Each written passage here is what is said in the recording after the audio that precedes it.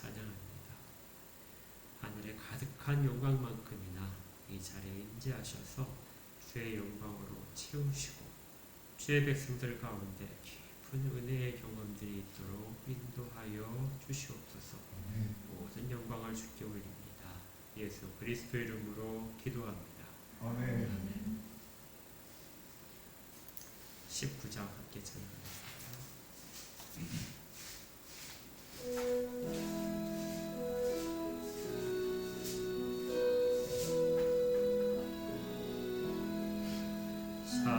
찬송하는 소리 있어 사랑 기뻐하도다. 하늘 아버지의 이름 거룩거룩하도다. 세상 사람 찬양하자. 거룩하신 하나님께 할렐루야 할렐루야 할렐루야 아멘. 하나님의 나라 권세 영원토록 있도다. 하나님의 영광 나라 거룩거룩하도다. 하늘 보좌 계신 주님 세상 주관하시도다. 할렐루야 할렐루야 할렐루야 아멘. 하나님의 크신 섭리 그의 뜻대로 되도다. 우리 아버지의 뜻은 거룩거룩하도다. 주여 속히 임하셔서 기쁜 날을 주옵소서. 할렐루야 할렐루야 할렐루야 아멘.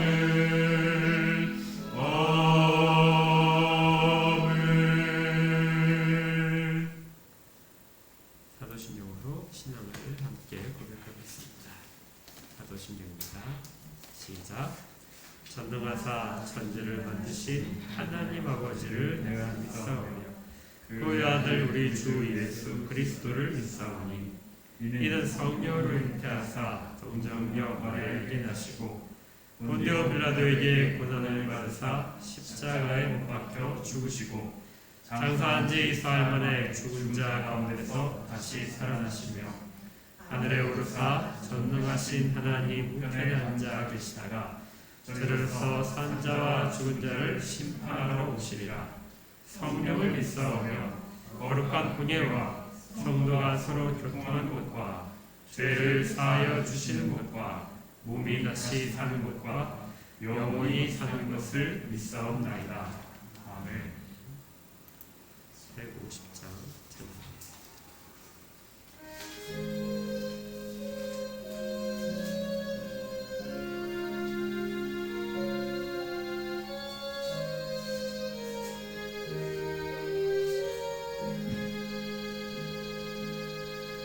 알고리 산 위에 십자가 섰으니 주가 고난을 당하표라. 험한 십자가를 내가 살아가는 주가 보혈을 흘리리라. 죄의 승리를 얻기까지 주의 십자가 사랑하리. 빛난 멸류관 받기까지 험한 십자가 불뜨겠네. 멸시천대 받은 주의 십자가에 나의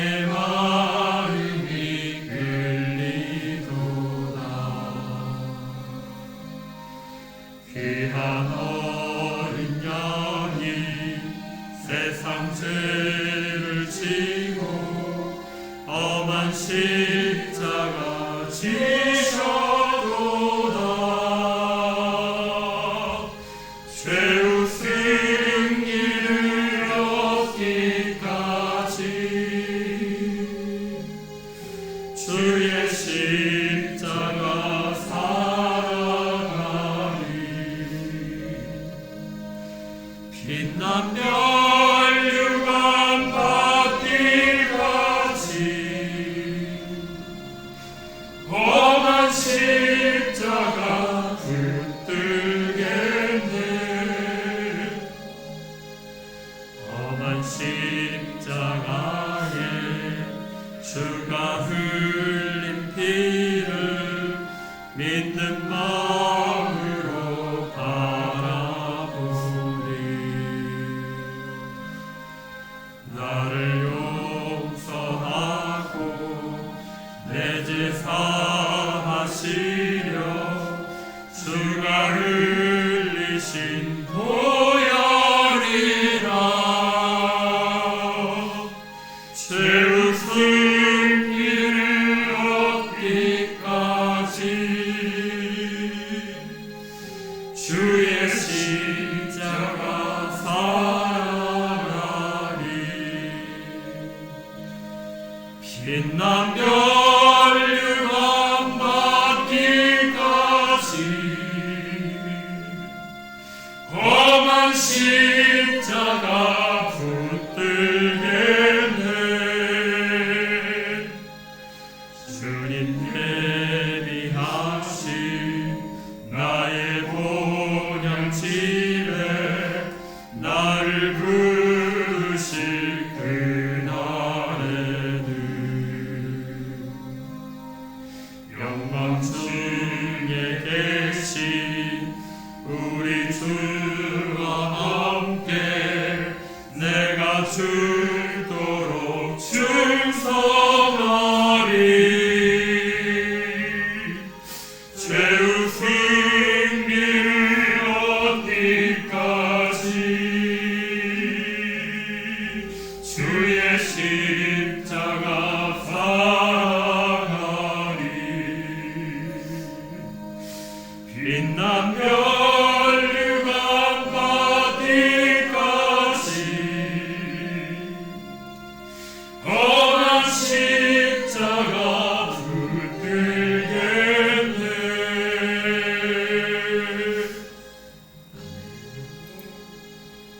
함께 기도하겠습니다.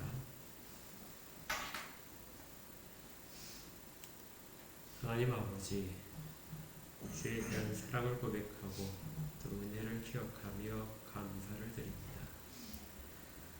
주의 백성으로 부르시고 또 주의 많은 은혜들을 허락하셔서 주의 말씀들을 듣게 하시고 그 말씀들이 저희들 깊은 곳에 기록이 되게 하셔서 주의 은혜를 바르게 깨닫고 또 주 앞에 가는 길이 어떤 것인지를 잘 알아서 그 길을 가게 하심을 감사드립니다. 인생 가운데 주의 은혜들이 늘 넘치도록 있음을 깨닫게 하시고 항상 겸손으로 주 앞에서는 수가 될 수 있도록 그렇게 인도하여 주시옵소서. 아멘. 저희들이 이 땅에서 주의 삶을 살아가는 동안에 여전히 연약하고 어려움이 많고 아픔들이 있습니다. 저희들이 주 앞에 가는 길들을 자꾸 걸려 넘어지게 하는 장애물들이 얼마나 많은지 모릅니다. 주님, 이 모든 것들 가운데 저희들이 헤쳐나갈 힘이 부족하오니 주님 오늘도 붙드시고 저희들의 삶을 인도하여 주시옵소서. 아멘. 때로는 길을 잃고 헤맬지라도 때로는 부족한 일들이 많아서 결핍 때문에 주에 대한 원망이 있고 또 주의 뜻대로 구하지 못하고 육신의 제 뜻대로 구하는 일들이 있을지라도 주님 그런 것들을 다 받아주시고 품어주시고 저희들의 아픔을 헤아리셔서 주께서 약속하신 그 모습까지 변할 것을 믿습니다. 함께하여 주시고 저희들의 모든 것들을 주의 손 안에서 그렇게 섭리하여 주시옵소서. 아멘. 경제적으로 힘든 사람들이 있습니다. 힘든 가운데 있는 영혼들 붙드시고 그 일로 인하여 실족하지 않도록 하시고 죄에 대한 믿음이 그 일을 통하여 더 굳건해지는 궁핍이 선물임을 깨달아 알게 하여 주옵소서. 또한 육신적인 약함 때문에 주 앞에 간구하는 영혼들이 있습니다. 그 영혼들의 기도 가운데 함께 하시고 위로하시고 치유하여 주시옵소서. 새롭고 건강해진 모습으로 주 앞에 새 창조된 모습을 확인하며 가는 귀한 신앙의 길이 나머지 길이 될 수 있도록 모든 육신의 어려움들, 약한 부분들을 주님 감당하여 주셨듯이 그 힘들이 넘치도록 활력 있게 하여 주시옵소서. 마음의 소원들이 있습니다. 소원을 가지고 주 앞에 하려는 것들이 주의 뜻 가운데서 이루어질 수 있도록 주님 그 뜻을, 그들의 소원들을 주장하여 주시고 변화시켜 주시고 가장 아름다운 모습으로 주 앞에 서도록 인도하여 주시옵소서. 이 땅의 모든 주의 교회들을 기억하시고 그 교회들이 모두 다 함께 주의 길을 가게 부족하지 않도록 거룩하게 지켜 주시옵소서. 이 땅에 여러 가지 정치적인 상황과 세계적인 어려움들이 있습니다. 전쟁의 위협 속에 공포 속에서 힘들어하는 영혼들을 위로하시고 그들 가운데 주의 은혜들이 있게 하여 주시며 주를 찾는 일들이 더 많이 일어나도록 인도하시고 평안가에 있는 모든 자들이 그들과 함께 고통을 나눌 수 있도록 그들의 마음도 주장하여 주시옵소서. 오늘도 주의 말씀을 받습니다. 말씀 가운데서 저희들에게 들려주신 주의 말씀을 굳게 붙잡을 수 있도록 하시고 그 말씀을 통하여 주의 위로를 경험하고 또 나아갈 길을 발견한 시간이 되도록 인도하시되 완전히 주의 영광만이 드러나도록 인도하여 주시옵소서. 감사드리며 예수 그리스도 이름으로 기도합니다. 아멘.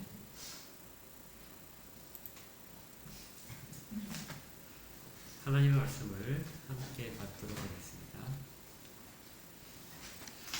하나님의 말씀은 히브리서 10장입니다. 히브리서 10장 19절부터 주보에는 29절까지로 되어 있는데요. 31절까지를 읽도록 하겠습니다.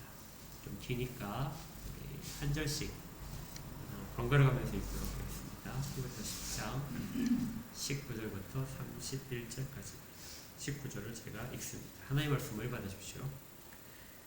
그러므로 형제들아 우리가 예수의 피를 힘입어 성소에 들어갈 담력을 얻었나니 그는 우리를 위하여 휘장 가운데로 열어놓으신 새로운 살 길이요 휘장은 곧 그의 육체니라. 또 하나님의 집 다스리는 큰 제사장이 계시매 우리가 마음의 꾸림을 받아 악한 양심으로부터 벗어나고 몸은 맑은 물로 씻음을 받았으니 참 마음과 온전한 믿음으로 하나님께 나아가자. 또 약속하신 이는 믿으시니 우리가 믿는 도리의 소망을 움직이지 말며 굳게 잡고 서로 돌아보아 사랑과 선행을 격려하며 모이기를 패하는 어떤 사람들의 습관과 같이 하지 말고 오직 권하여 그날의 가까움을 볼수록 더욱 그리하자. 우리가 진리를 아는 지식을 받은 후 진즉 죄를 범한즉 다시 속죄하는 제사가 없고 오직 무서운 마음으로 심판을 기다리는 것과 대적하는 자를 태울 맹렬한 불만 있으리라.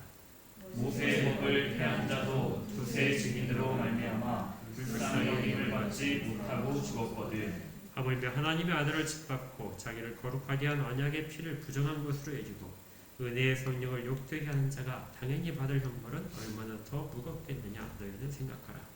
말씀하는 것이 내게 있으니 내가 갚으리라 하시고 또 다시 주께서 그의 백성을 심판하리라 말씀하신 것을 우리가 아니. 함께 읽겠습니다. 살아계신 하나님의 손에 빠져 들어가는 것이 무서울지어다. 아멘.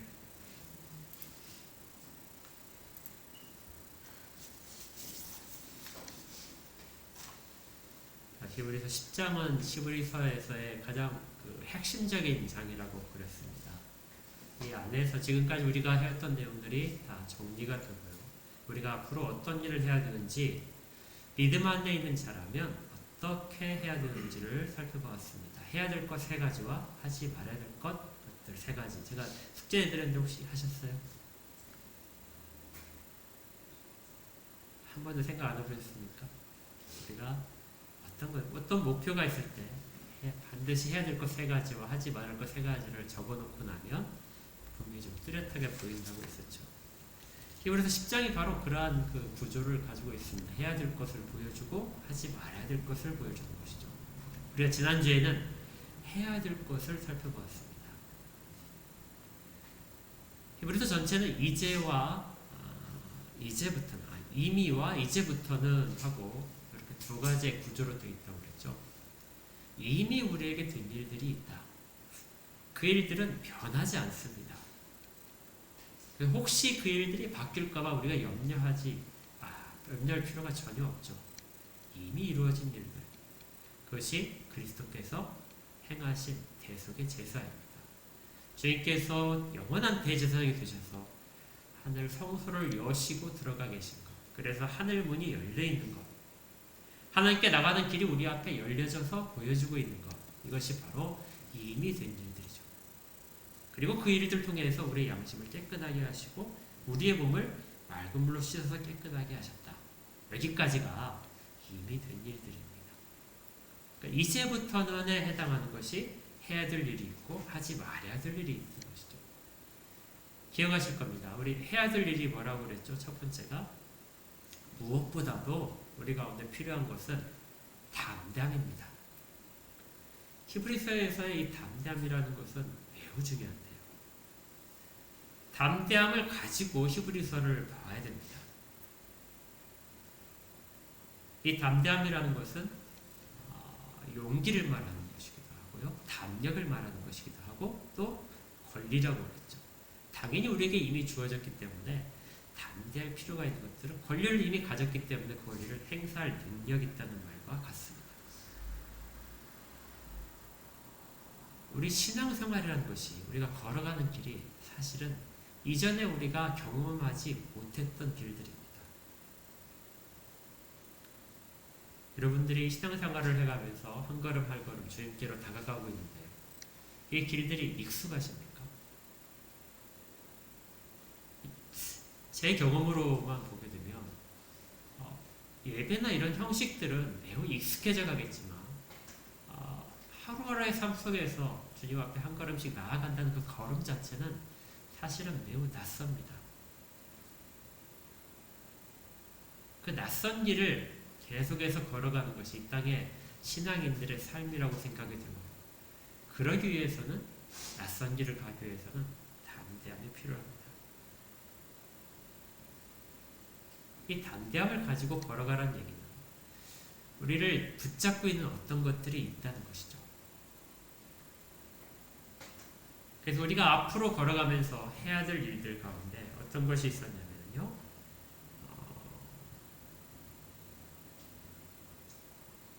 22절 말씀에 참 마음과 온전한 믿음으로 하나님께 나아가라. 우리 가운데 뭐가 있어야 된다고요? 참 마음이 신실해야 된다. 겉으로는 형식에 익숙해져서 예배를 드리고 신앙 고백을 하지만 그 실제 마음속에서는 하나님으로 가득 채워지지 않은 것. 하나님만이 보이는 것이 아니라 다른 것들과 함께 보이는 것. 바리새인들의 의식을 주의하라. 이렇게 주님 말씀하신 것처럼 겉모습과 속에 있는 마음이 다를 경우에 근데 주님께 나아가는 길은 양심이 깨끗해진 자, 몸이 깨끗하게 씻겨진 자들은 참 마음을 가져야 한다는 것입니다. 또 온전한 믿음입니다. 참 마음과 온전한 믿음이 서로 떨어져 있지는 않은데 우리의 믿음이 우리의 유익이라든지 우리가 갖고 있는 어떤 심리적인 확신이라든지 위로라든지 이런 것들이 아니라 온전히 주님께서 주신 그 말씀에 근거하여 약속을 믿고 가는 것입니다. 이러한 것들이 우리 가운데 해야 될 일들이었죠. 또 23절에 보니까 믿는 도리의 소망을 굳게 잡아라. 우리 앞에 보이는 것들에 대해서 우리가 굳게 그것을 잡으라는 것입니다. 아무것도 보이지 않는다. 이미 약속이 되어 있는 것이기 때문에 실제로는 보이는 것들입니다. 그 보이는 것들을 굳게 잡는 것. 이 11장부터 이제 믿음의 조상들이 쭉 소개될 텐데 그 모든 모습들이 참 마음과 온전한 믿음과 굳게 붙잡은 소망들로 대표되는 인물들입니다. 그리고 서로 돌아와서 사람과 선행을 격려하라. 혼자 가는 길이 아니고 함께 가는 길이다. 이것들이 우리가 해야 될 일들이었습니다. 자, 오늘은 이제 하지 말아야 될 것들을 쭉 말씀을 하는데요. 이건 역시 담대함에서 시작합니다. 하지 말아야 될 것들을 할 때에도 뭐가 필요해요? 담대함이 필요합니다. 담대함이라고 하는 것은 이때는 말하는 거절할 용기입니다. 어떤 일을 거절할 때도 용기가 필요하다는 거 아시나요? 다른 사람들의 관계 속에서 우리에게 어떤 사람이 요구하는 것들을 거절할 때 그때 우리 가운데 용기가 필요합니다. 그리고 그 거절한 것의 결과로서 우리 가운데 돌아올 그 보답, 그 반응, 거기에 대해서 우리가 휘둘리지 않도록 담대함이 필요하죠.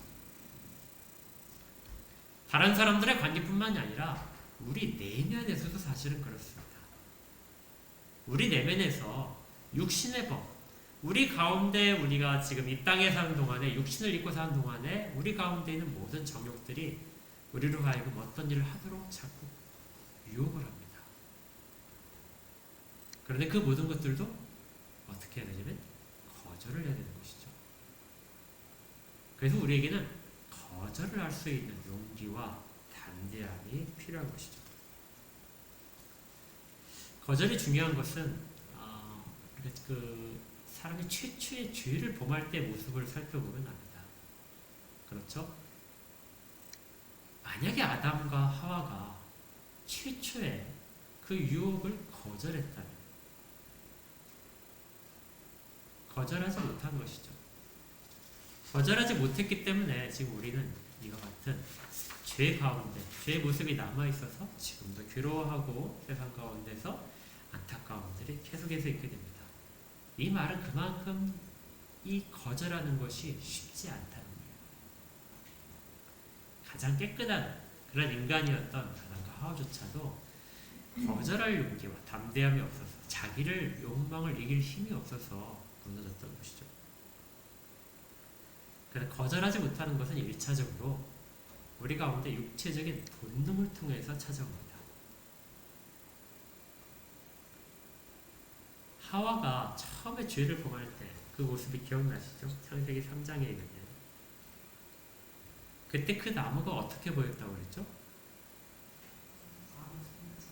예, 먹음직도 하고 보암직도 하고 또 지혜롭게 할 만큼 탐스러웠다. 그러니까 보기에 맛있게 보였어요. 그리고 보기에도 모양도 되게 예뻤습니다. 그리고 느끼기에 그걸 먹으면 정말 지혜롭게 될 것 같았어요. 이게 얼마나 그것이 좋아 보였을까요? 그런데 그걸 먹지 말라고 하나님이 명령하셨습니다. 자, 이 두 가지의 갈등 관계 속에서 분명히 자기 안에 있는 유혹은 밖에서 들어왔지만 자기 안에 있는 이렇게 싹트고 있는 이 마음들, 이 마음을 거절을 해야 되는데 거절하지 못한 것이죠. 본능이 잘못된 것은 아닙니다. 먹음직스럽다, 보기 좋다, 그리고 탐스럽다 이런 것들은 사실은 본능이기 때문에 그것들 자체가 죄는 아닙니다. 그렇지만 죄가 틈타기 가장 좋은 통로가 되는 것이죠. 이렇게 육체적인 본능을 통해서 죄는 가볍게 우리 가운데 들어옵니다. 그리고 그것은 나의 욕망을 채워주는 것이기 때문에 그 죄가 크게 잘못된 것이라고 생각지 않게 됩니다. 그래서 거절하기가 쉽지 않죠. 거절하기 쉽지 않은 또 다른 이유는 우리가 익숙한 일들에 대해서입니다. 어느덧 그런 일들이 자꾸 반복되다 보게 되면 익숙해지죠. 익숙하다는 것은 편해지게 됩니다. 편해지게 되면 그것들을 거절하기가 어렵습니다. 처음만 힘들지 반복된 일은 어느 누구도 거기에 대해서 거절하지 않게 된다는 것이죠.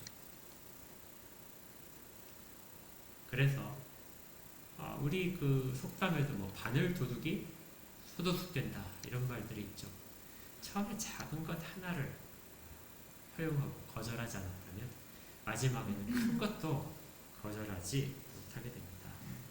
흔히 우리가 이것을 이제 중독이란 말로 바꿔서도 말하는데요. 그것보다도 훨씬 더 죄에 대해서는 교묘한 술수들이 많이 있습니다. 그런데 이 거절하지 못하는 것에 아마 이것이 가장 힘든 것이 될 텐데요. 거절하지 못하는 것에 가장 힘든 요인은 우리가 어떤 일을 거절함으로써 우리 밖에 있는 다른 사람들의 관계가 해쳐지거나 관계가 틀어지거나 아니면은 그들로부터 불이익을 당하는 이러한 일들이 될 것입니다. 사실 우리 가운데는 많은 유혹들이 있죠. 그리고 제한들이 있습니다. 선택할 수도 있고 거절할 수도 있는데 그런데 거절했을 경우에 그들로부터 정당한 대우를 받지 못하는 경우가 굉장히 많습니다. 오히려 이런 일들은 우리 가운데 우리의 어떤 속성인데요. 우리는 다른 사람들의 반응에 대해서 매우 민감하고요. 우리가 뭔가를 하고 싶을 때 그 하고 싶은 목표를 향해서 나가려고 할 때 어떤 도움이 되는 것들을 쉽게 거절하지 못합니다. 제가 여러 가지 예를 생각을 해봤는데요. 그중에 이제 이 예를 제가 오래전부터 설명을 하고 싶었는데 여기과 연관이 된 것 같아서 지금 설명을 좀 하는 것이 좋을 것 같게 생각합니다. 우리 한국교회의 아픔 가운데 제일 큰 게 뭐죠? 한국의 기독교 역사 가운데 제일 아픈 역사는 신사참배죠. 이 신사참배는 1910년부터 일본이 한국 땅에 여러 곳에 신사를 세우고 거기에 이제 사람들로 하여금 참배를 하도록 한 것인데 기독교는 여기에 대해서 계속해서 거절을 해왔었습니다. 그러다가 이제 중국과의 전쟁이 나고 이렇게 전쟁이 점점 커지면서 일본이 조금 더 이제 압박을 가하는 것이죠. 그래서 교회에도 압박이 드디어 찾아왔습니다. 1936년도에 천주교에서 신사참배를 결의를 했고 37년도에 주요 다른 교단들이 결의를 했고 38년도에 장로교가 신사참배를 결의를 했습니다. 근데 이때 결의를 할 때 이 신사참배를 하게 되면 우상을 섬기는 것이 명백하잖아요. 그러면 하나님에 대한 정말 하나님 말씀을 저버리는 정말 끔찍한 범죄가 될 텐데 그런데 왜 신사참배를 결의를 했느냐? 신사참배를 하지 않으면 기독교 교육을 할 수 없었기 때문입니다. 그러니까 당시에는 기독교 계열의 학교들이 많았는데요. 그 학교들에게 신사참배를 하지 않으면 학교 문을 닫도록했습니다. 그래서 실제로 기독교 학교가 그때 문을 굉장히 많이 닫았어요. 그리고 선교사들은 신사참배를 하지 않고 문을 닫고 자기 고국으로 돌아갔습니다. 그런데 이제 남아있는 사람들의 문제죠. 학교만의 문제가 아니라 교회에도 압박이 찾아왔습니다. 예배를 드리려면 신사참배를 해요. 이제 갈등이 찾아왔죠. 우리 같으면 어떻게 했을까요? 예배를 드리려면 신사참배를 해야 된다. 신사참배를 하지 않으면 예배를 드리지 못하게 하고 교회를 폐쇄하겠다.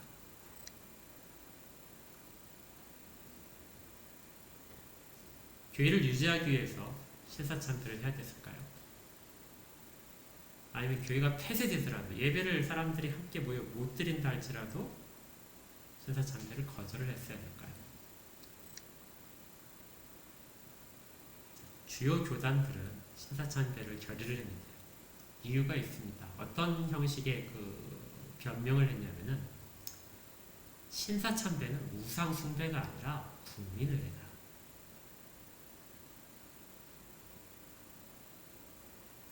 그러니까 단순히 국가의 지도자에게 경례를 붙이는 것 그것과 다름이 없다. 그러니 우상 숭배가 아니라 국민들일 뿐이다. 그래서 해도 된다. 처음에 그렇게 공식적으로 발표를 하고 우상 숭배, 신사참배를 결의했던 거죠. 그런데 점점 시간이 지나면서 그 실체가 드러나는데, 그 신사참배 앞에 가서 이제 거기에 가면 신도 조례라는 게 있습니다. 우리 그 신앙 고백하는 것처럼 그들도 그 앞에 나가서 조례를 이제 고백을 하는데요. 이렇게 되어 있습니다. 일본은 신의 나라이고 최고의 신은 천조 대신이다. 가장 실질적인 신은 천조 대신의 손자이며 현인신인, 현재 사람 몸으로 입은 신인 천황이며 그 천황은 신성 불가침이다. 이 천황에게 국민은 죽음으로 충성할 것이며 천황의 조상시들을 모신 신사에 참배하지 않는 것은 비국민이다. 그러니까 거기에 신사참배를 가서 거기에서 사람들을 그 신사참배를 하도록 이끄는 그 규정이 뭐냐면, 가장 높은 신이 누구라고요? 천황의 조상신, 천조대신입니다. 그 천조대신이 가장 높은 신이다. 그걸 고백을 해야 된다고요. 그리고 천황은 살아있는 신이다. 그게 어떻게 국민의례일 수 있겠습니까? 근데 이 내용을 몰랐을까요? 알았습니다. 그리고 일본에 건너가서 신사에 참배하고, 또 우리나라에서는 그 일본의 그 신사에서 그 일하는 중들이 있습니다. 그 중들이 받는 그 침례식 있다고요. 우리로 그 세례식이나 안수식 비슷한 거죠. 그것들을 기독교 목사들이 받았습니다. 한국 땅에서. 그리고 여기에 그치지 않고 그렇게 받은 사람들이 공문을 보내서 일선 노예나 교회에 보내서 신사참배에 반대하는 사람들은 목사로서의 그 자격을 제명시켰습니다. 그래서 한국교회의 분열이 시작된 거죠. 장로교에 지금 있는 분열들은 이 신사참배에서 그때부터 본격적으로 시작된 것이죠. 그리고 교회 한쪽에는 신사, 일본의 그 신들을 세운 단자를 한쪽에, 동쪽입니다. 동쪽에 갖다 놓고 예배를 시작하기 전에 그쪽에 절을 하고 그 다음에 시작을 해야 됩니다. 또 12시가 되게 되면 사이렌이 울려서 신사참배, 신사가 있는 쪽을 향해서 사람들이 절을 하도록 되어 있습니다. 예배를 중이다 할지라도 예배를 멈추고 절을 해야 됐습니다.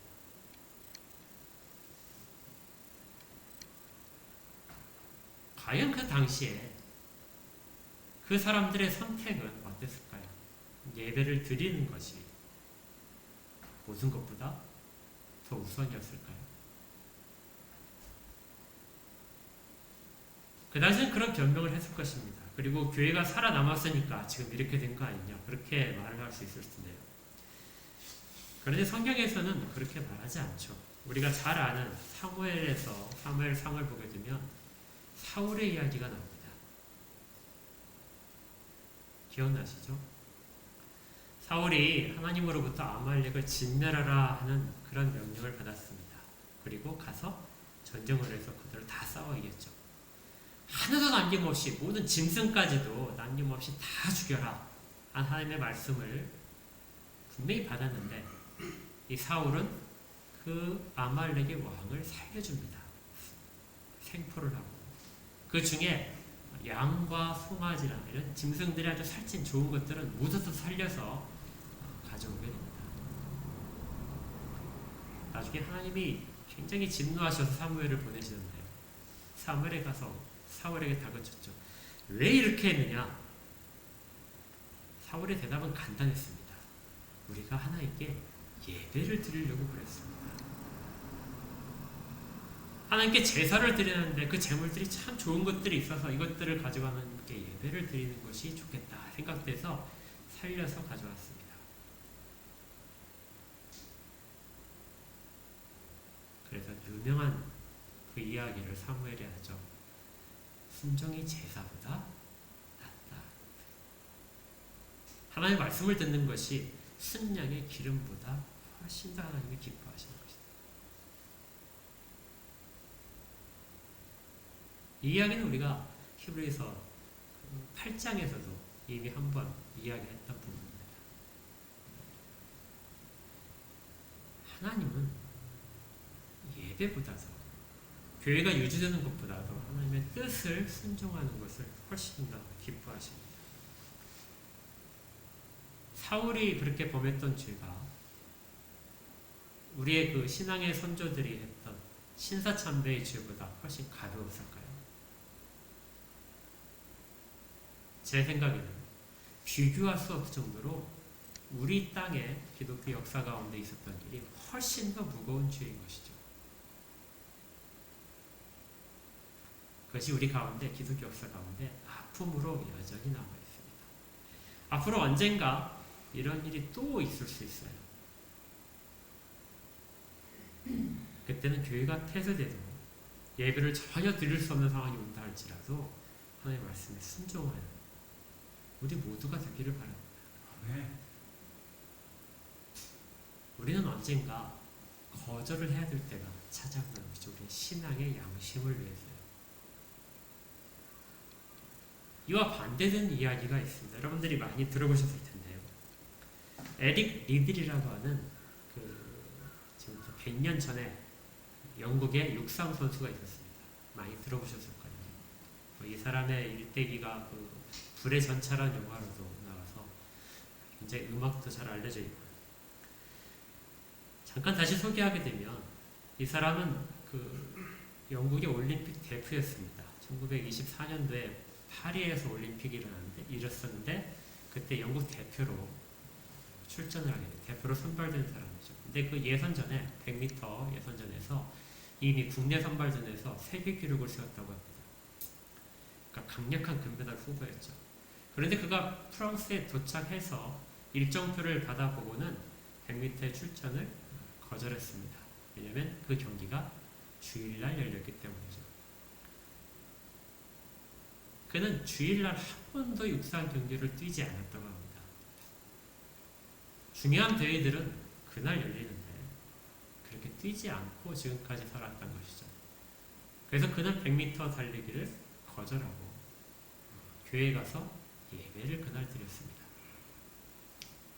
그가 이제 거절한다는 말을 발표를 하자 발칵 뒤집혔습니다. 영국이.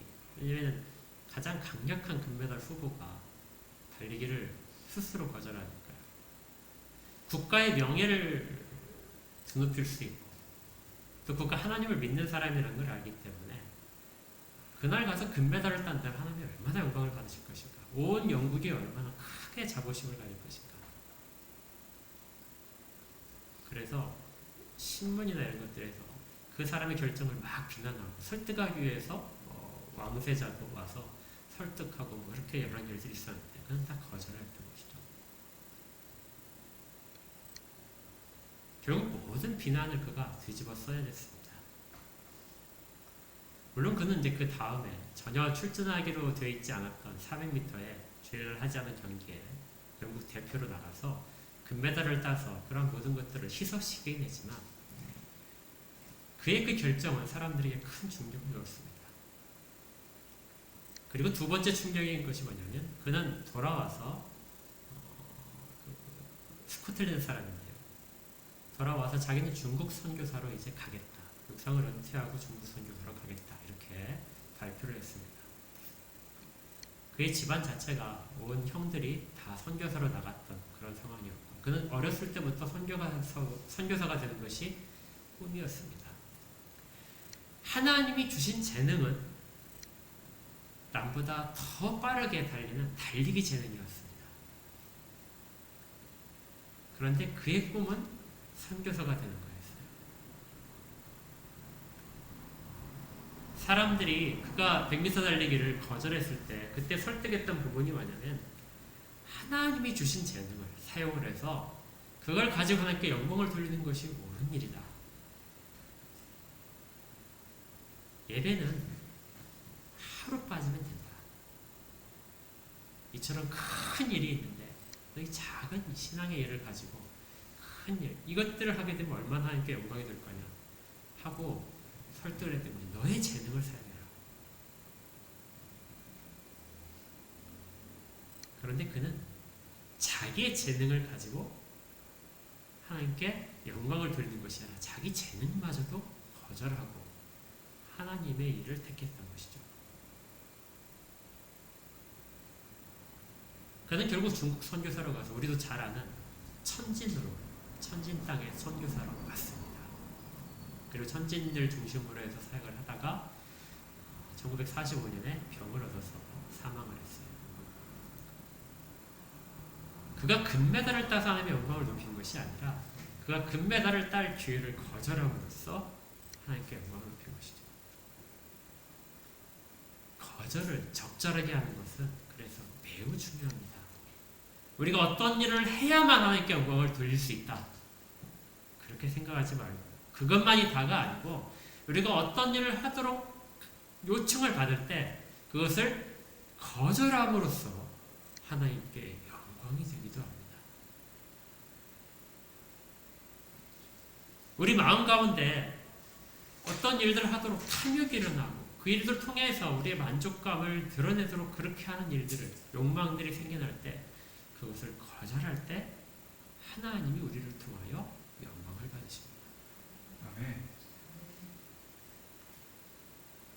그래서 이 하지 말아야 될 것들을 내가 단호하게 거절하는 것, 이것이 신앙생활에서 하나님께 나아가는 길에서 매우 중요한 부분을 차지하고 있는 거죠. 이제 그 구체적으로 이 일들을 히브리서에서는 두 가지로 이야기를 하는데 첫 번째가 뭐냐면 25절에 있습니다. 25절을 같이 읽어볼까요? 시작. 모이기를 피하는 어떤 사람들의 습관과 같이 하지 말고 오직 말하여 그날이 가까움을 볼수록 더욱 그리하자.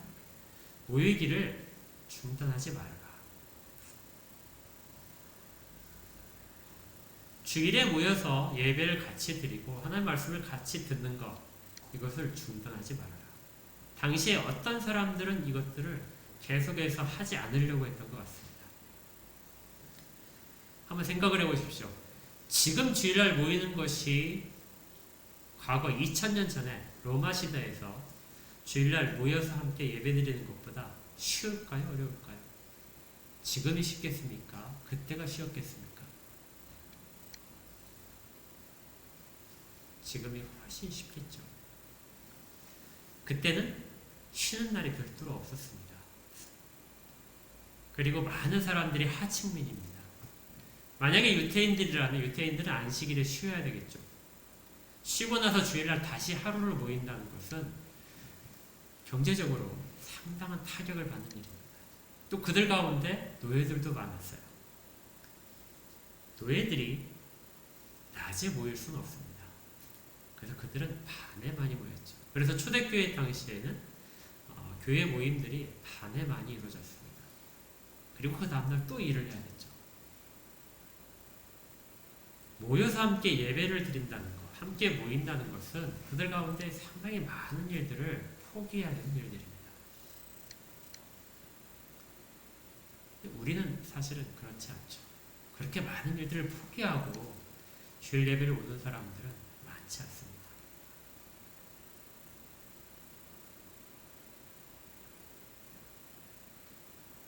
하나님께 나아가는 길은 우리가 우리의 어떤 현실적인 상황 속에서 무엇인가를 선택을 해야 되는데 함께 모이는 것보다 더 가치를 두는 것들을 하지 말라는 것입니다. 모여서 예배드리면 생계가 다 해결되기 때문에 그렇게 하는 것이 아닙니다. 생계가 다 해결되는 부유한 사람들이 이런 권유를 하는 것도 아니에요. 모여서 함께 하나님의 말씀을 듣고 예배하는 것이 그 가치가 하루 더 일해서 품삯을 받는 것과 그 다음에 사회생활을 하면서 인정받는 것보다 비교할 만큼 가치 있는 것이기 때문에 그렇습니다. 그 가치를 놓치지 못하기 때문에 그들은 모였던 것이죠. 그것이 초대교회를 유지했습니다.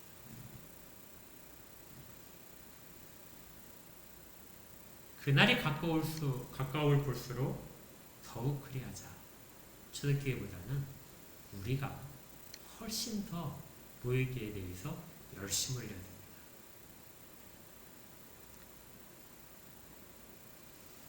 자, 이제 히브리서 10장에서 우리가 가장 이제 주의해서 봐야 될 부분이 이제 짐짓 죄를 짓는 것입니다. 그것을 멈추라는 부분.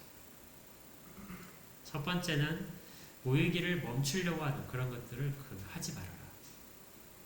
두 번째는 짐짓 죄를 짓는 것을 멈추어라. 짐짓 죄를 짓는다는 말이 뭐냐면요, 고의적으로 반복해서 짓는 죄를 말합니다. 어떻게 짓는 거라고요? 고의적으로. 그러니까 죄인 줄을 알죠. 그것이 죄인 줄을 알기 때문에 죄인 것을 알고 있는데도 불구하고 계속 반복적으로 그 죄를 짓는 것을 짐짓 죄를 범한다, 이렇게 말을 하는 것이죠. 죄를 살펴보게 되면 어떤 것들은 육신적인 그 본능 때문에 그걸 통해서 찾아옵니다. 아까 처음 말씀드렸듯이 우리의 육신을 통해서, 우리 육신의 본능은 악한 것이 아닌데도 불구하고 그걸 통해서 사탄은 죄의 유혹들을 계속해서 가하고 우리가 그걸 거절하지 못한다면 죄로 넘어가게 됩니다. 그런데 이렇게 육신의 본능을 따라서 짓는 죄들은 제가 볼 때는 여기에 해당되는 죄는 아닌 것 같아요. 형식적으로는 비슷합니다. 우리가 그 죄인 걸 알면서도 반복적으로 짓는 것인데요. 여기에서 반복적으로 짓는 죄는 모두가 다 용서받지 못할 죄처럼 그렇게 표현되어 있지만 실제로 다른 성경에 보게 되면 그러한 죄들은 다 용서받을 수 있는 죄에 해당하죠. 요한일서 1장 9절에 보게 되면 이 구절에 있습니다. 만일 우리가 우리 죄를 자백하면 저는 미쁘시고 의로우사 우리 죄를 사하시며 모든 불의에서 우리를 깨끗하게 하실 것이다. 주님도 마태복음에서 말씀하시기를 우리가 우리에게 죄진 자를 몇 번이나 용서할까요? 이렇게 말했을 때 주님께서 말씀하시기를 7번뿐만이 아니라 70번씩 7번이라도 용서하라. 이 말은 용서받지 못할 것이 없다는 것이죠. 무한히 용서하라는 말과 같습니다. 주님이 우리에게 죄진 자들 그렇게 용서하라고 말씀하셨다면 주님은 어떠실까요? 주님은 우리의 죄에 대해서 70번씩 7번이 아니라 70번씩 70번씩 70번이라도 용서하시지 않겠습니까? 이러한 죄들은 계속해서 용서받을 수 있는 부분들이 여전히 있습니다. 우리가 짓는 죄 중에 그렇다는 것이죠. 그래서 우리의 구원을 전혀 흐트러뜨릴 수 없고 유혹할 수 없습니다. 그런데 이러한 죄 자체의 문제가 아니라 죄를 지은 다음에 일어나는 반응의 문제입니다. 짐짓 죄를 범한다는 말은 그 죄를 짓고 난 다음에 그 다음에 반응을 더 중점적으로 말하는 것입니다. 반복되는 그런 상황이 아니라 반복되는 상황 속에서 그 상황을 받아들이는 성도의 모습인 것이죠. 어떤 성도들은 이렇게 죄를 지으면서 심각하게 아픔을 느낍니다. 내가 이번에도 나의 유혹을 거절하지 못하고 주변의 반응과 그런 그 불리게 당할 것들을 계산하고 그것 때문에 이 모든 것들을 불의한 것임에도 불구하고 거절하지 못했다. 그래서 양심에 매우 찔리게 되고요. 아픈 사람들이 있습니다. 그는 다시 회개를 하죠.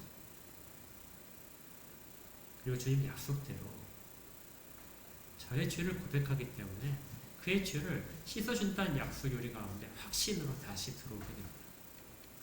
물론 이것이 반복되는 그 문제가 있겠지만 찔림 자체를 가지고 있다는 것은 주의 은혜를 경험할 수 있는 그런 상황이라는 것이죠.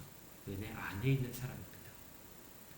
대제사장으로서 주님께서 그들을 다 품고 계신다는 것이죠. 왜냐하면 양심을 깨끗하게 하셨기 때문에 그 깨끗한 양심이 자기 행위와 충돌해서 계속 찔리게 되는 것이죠. 그런데 문제는 그 중에 어떤 사람들은 계속해서 반복적으로 하게 되면서 점점 무뎌지는 것이죠. 그리고 그 일들이 죄처럼 여기지지 않는 사람들도 있습니다. 정말 믿음이 강한다는 사람 중에 이런 경우가 있어요. 어떤 죄를 짓고 나서 이 죄는 나와 아무 관련이 없어. 내 죄는 주님께서 다 씻으셨어. 그래서 그 죄는 나는 전혀 마음에 두지 않아. 나는 구원받은 자이기 때문에 죄를 범하고서도 애통하는 마음이 전혀 생기지 않는 사람들이 있습니다. 이런 사람들은 고칼빈주의라고 하는데요. 구원받았기 때문에 죄는 나를 전혀 관계할 수가 없어. 그래서 무슨 죄를 짓더라도 나는 괜찮아.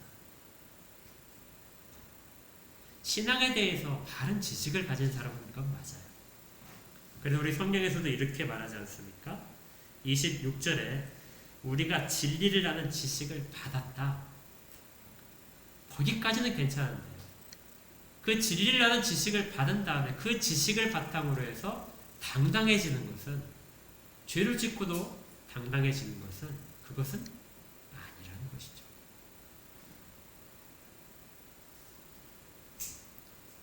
그것이 바로 짐짓 죄를 범하는 것입니다. 걔는 그 부분에 있어서 당당하기 때문에 다른 죄를 또 저지를 수 있고 또 더 큰 죄를 저질러도 전혀 양심에 찔림이 발생하지 않게 됩니다.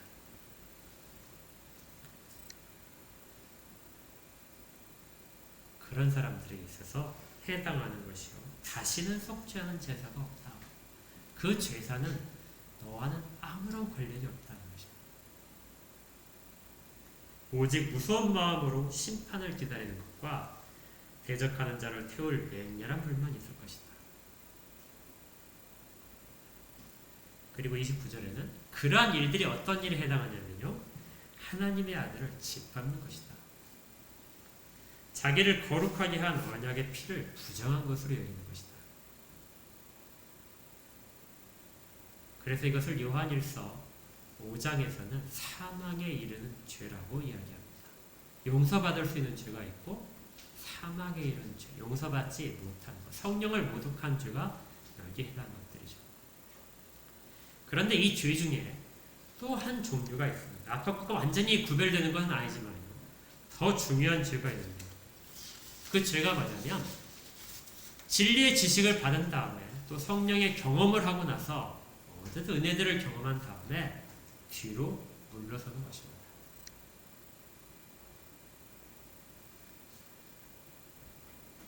히브리서 6장 3절에 이렇게 돼 있었어요. 제가 읽어드리겠습니다. 한 번 비침을 얻고 하늘의 은사를 맛보고 성령에 참여한 바가 되고 하나님의 선한 말씀과 내세 능력을 맛보고 타락한 자들은 다시 새롭게 하여 회개할 수 없나니 이는 자기가 하나님의 아들을 다시 십자가에 못 박아 현저히 욕을 보입니다. 그런 얘기는 뭐라고요? 다시 예수 그리스도를 십자가에 못 박으려고 하는 짓이다. 마태복음에서도 모든 죄들은 사함을 받을 것인데 성령을 모독하는 죄는 사함을 받지 못할 것이다. 결국 그는 예수를 믿지 않는다는 것입니다. 예배에 참석하고 하나님의 말씀을 듣고 또 깊은 은사를 경험한다 할지라도 그가 예수를 믿지 않는다. 이렇게 선언되는 사람들의 특징은요, 예수가 그의 모든 것이 아니라 예수는 그의 수단 가운데 하나로 취급한 사람들이죠. 예수가 자기의 어떤 부분, 부족한 부분, 자기 결핍된 부분을 채워줄 수 있을 동안에는 예수를 잘 믿습니다. 그러다 그걸 채워줄 수 있는 무엇인가가 다시 보인다면 예수를 쉽게 제껴두는 사람들이에요. 그것이 돈일 수도 있고 권력일 수도 있고 그것이 어떤 더 나은 것처럼 보이는 상황일 수 있습니다. 아까 신사참배 예처럼 그것이 예배를 드리는 형식, 교회라는 형식을 유지하기 위해서, 기독교라는 종교를 유지하기 위해서 하나님을 저버릴 수도 있는 것이죠. 이러한 죄가 성령을 모독하는 죄입니다. 우리의 유익을 위해서 예수를 끌어와서 사용을 하다가 필요가 없어지면 버릴 수 있는 것, 이것이 성령을 모독하는 죄죠.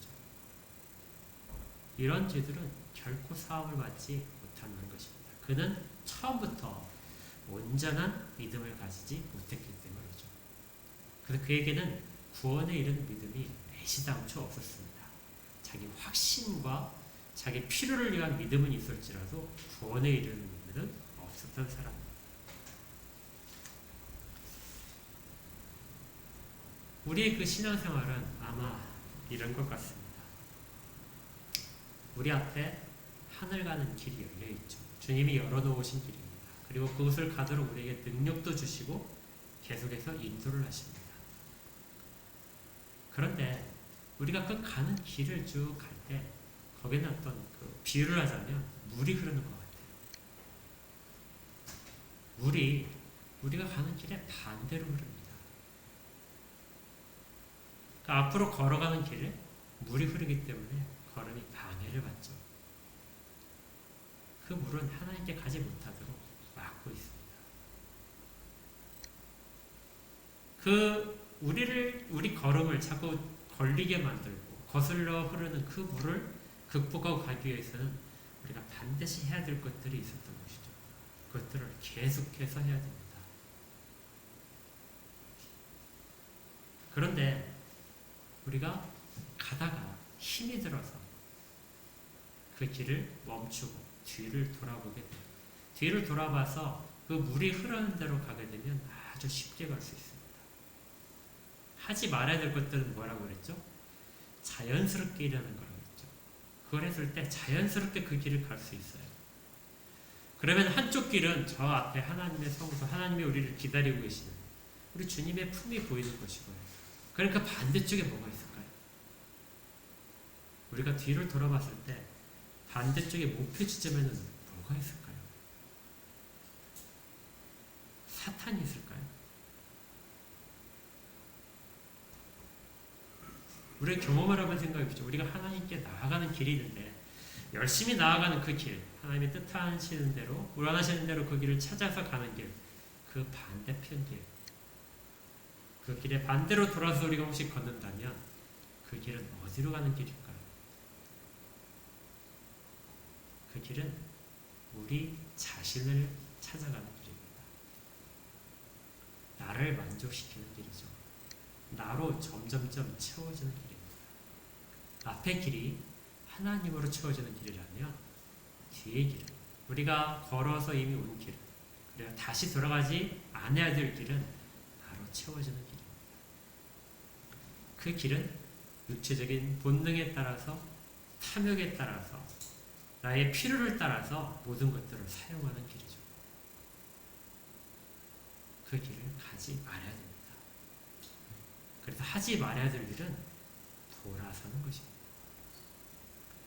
이 길을 꾸준히 가되 점점점 나의 필요에 대한 것들이 사라지고 하나님으로 채워지는 길을 갈 때 우리는 바로 가는 길인 것입니다. 히브리서가 이걸 이야기하는 거예요. 그 길을 가려면 뭐가 필요하다고요? 담대함이 필요하다. 앞으로 걸음을 내딛는 데에도 담대함이 필요하고 뒤로 돌아서지 않고 그 길을 따라가지 않는 데에도 담대함이 필요합니다. 우리 신앙생활 가운데 거절해야 될 것들, 반드시 거절해야 될 것들이 있습니다. 그것들을 깊이 생각하시고 그것들을 실천한다면 우리는 주께로 더 나아갈 것입니다. 우리 신앙이 어제보다는 정말 경험하지 못하는 새로운 한날의 신앙의 새로운 모습들을 다시 경험할 것입니다. 이런 일들이 매일 일어나기를 주의 이름으로 축복하고 격려합니다. 아멘. 함께 기도하겠습니다. 하나님 아버지 감사합니다. 저희 가운데 진리에 대한 지식을 주시고 또 예수 그리스도 통하여 열어놓으신 그 길을 바르게 걸어갈 수 있도록 방향도 알려주시며 또 힘을 주심을 감사합니다. 결코 뒤를 돌아보지 않도록 죄를 붙들어 주시옵소서. 마음 가운데 다짐을 있게 하시고 그 다짐을 바탕으로 굳건한 결의와 행동들이 나타나도록 인도하시며 마땅히 거절해야 될 것들을 거절하게 역사하여 주시옵소서. 예수 그리스도 이름으로 기도합니다. 아멘.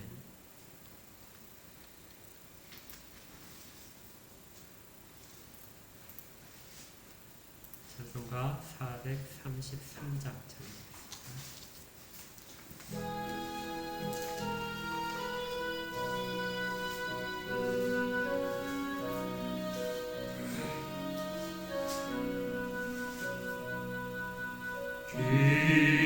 귀하신 주여 날 붙드사 주께로 날마다 더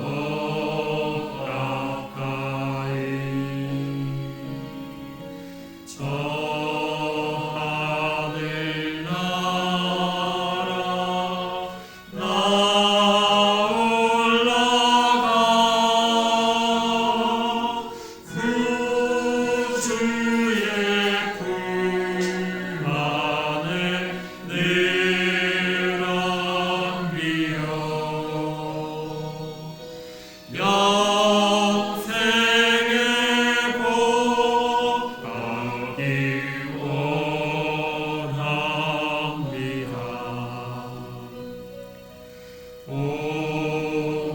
공헌할 물건 나 없어도 날마다 주께로 더 가까이 내 죄를 주께 각오하니 주님의 보혈로 날 씻으사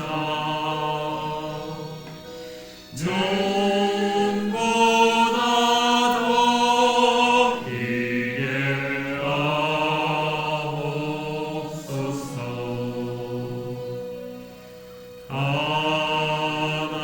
간악한 마음이 날 깨어도 주 예수 앞으로 더 가까이 이 세상 속한 허영심 노추한 생각을 하오리니 정결한 마음 내게는 주소서. 이 세상 내가 살 동안에 주께로 날마다 더 가까이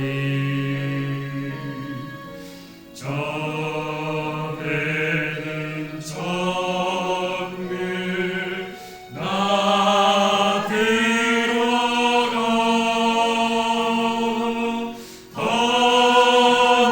한없는 복락을 얻도록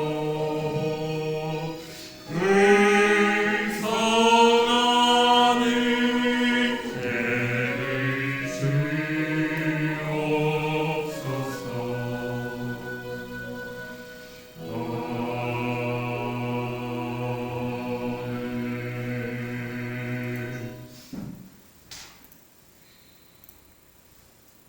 한상과 축도하겠습니다. 하나님 아버지 감사합니다.